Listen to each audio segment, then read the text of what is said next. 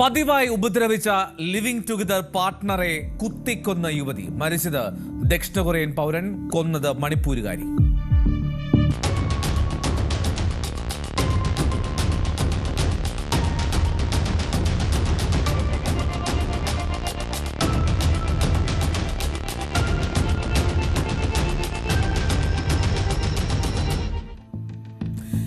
ഡൽഹിയിലെ ഗ്രേറ്റർ നോയിഡ, അവിടെയാണ് ഈ സംഭവം. ഒരു ലോജിസ്റ്റിക് കമ്പനിയിലെ മാനേജറാണ് മരിച്ച കൊറിയൻ പൗരൻ. അയാളുടെ പേര് യു ഡക് ഹി എന്നാണ്. മണിപ്പൂർ സ്വദേശിനിയായിട്ടുള്ള ലുൻജീന പമായി ഡക് ഹിയെ കൊലപ്പെടുത്തുകയും ചെയ്തു. ഒരു മൊബൈൽ കമ്പനിയിലെ മാനേജറായി ജോലി ചെയ്തു വരികയായിരുന്നു ഡക്. ഈ ഡക് ഹിയും ലുൻജീനയും ഏറെ നാളായി ഒരുമിച്ചായിരുന്നു താമസമൊക്കെ. ഗ്രേറ്റർ നോയിഡയിലെ അപ്പാർട്ട്മെന്റിലാണ് രണ്ടുപേരും താമസിച്ചിരുന്നത്.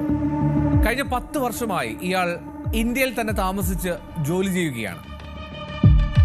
സ്ഥിരം മദ്യപിക്കുന്ന ആളാണ് ഇയാളെന്നാണ് ഈ പിടിയിലായ വനിത പറയുന്നത്. മദ്യപാനത്തിന് പിന്നാലെ തർക്കമുണ്ടാകുകയും കൊലപാതകത്തിലേക്ക് എത്തുകയുമായിരുന്നു എന്നാണ് ആ സ്ത്രീയുടെ ഭാഷ്യം. തർക്കം രൂക്ഷമായപ്പോൾ പമായി ആ ഡക്ക് എന്ന യുവാവിന്റെ നെഞ്ച് ഭാഗത്ത് കത്തി ഉപയോഗിച്ച് കുത്തിയിറക്കി. ഗുരുതരമായി പരിക്കേറ്റ യുവാവിനെ ആശുപത്രിയിൽ എത്തിച്ചുവെങ്കിലും അപ്പോഴേക്കും മരണം സംഭവിച്ചിരുന്നു. മദ്യപിച്ച ശേഷം ഡക് ഹി ഇടയ്ക്കിടെ തന്നെ ആക്രമിക്കാറുണ്ട് എന്നും നിരാശയെ തുടർന്നാണ് താൻ ഇങ്ങനെ ചെയ്തു പോയതെന്നും യുവതി ചോദ്യം ചെയ്യലിൽ അന്വേഷണ ഉദ്യോഗസ്ഥരോട് പറഞ്ഞു. जानकारी हुई है कि ड्रिंक करने का आदी था और इसको लेके आए दिन झगड़ा होता रहता था. रात्रि में झगड़ा हुआ और महिला ने इस पे चाकू से हमला किया, जिससे ये चोटिल हो गया और इसकी मृत्यु हो गई.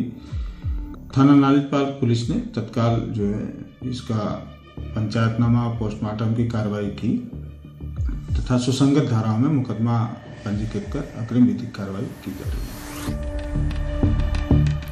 കുത്തിപ്പരിക്കേൽപ്പിച്ച ശേഷം ഈ പമായി തന്നെയാണ് ഡെക്ക് എന്ന ഇയാളെ ആശുപത്രിയിൽ എത്തിച്ചത്.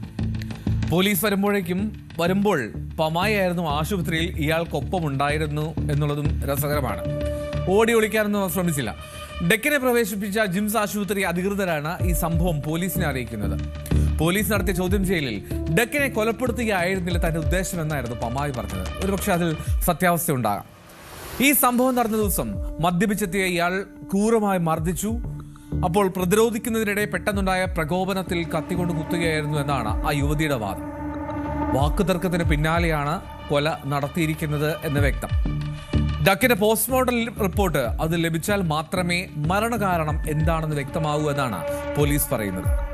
റിപ്പോർട്ട് ലഭിച്ച ശേഷം തുടർ നടപടികൾ സ്വീകരിക്കുമെന്ന് നോളജ് പാർക്ക് പോലീസ്, അവരാണ് അന്വേഷിക്കുന്നത്, അറിയിക്കുകയും ചെയ്തു.